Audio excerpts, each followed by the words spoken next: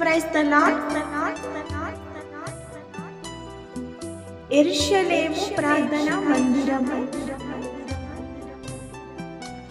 ఈరోజు దేవుని వాక్యము.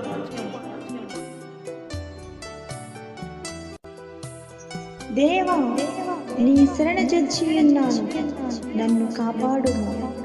నీవే ప్రభుడవు, నీకంటే నాకు క్షేమాధారమేదియు లేదని యెహోవాతో నేను మనవి చేయుదును. ఎలాగందును, భూమి మీదనున్న భక్తులే శ్రేష్ఠులు, వారు నాకు కేవలము ఇష్టులు. 16వ కీర్తన మొదటి నుండి 3.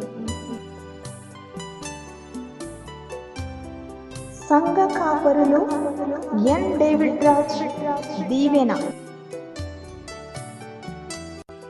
God bless you all.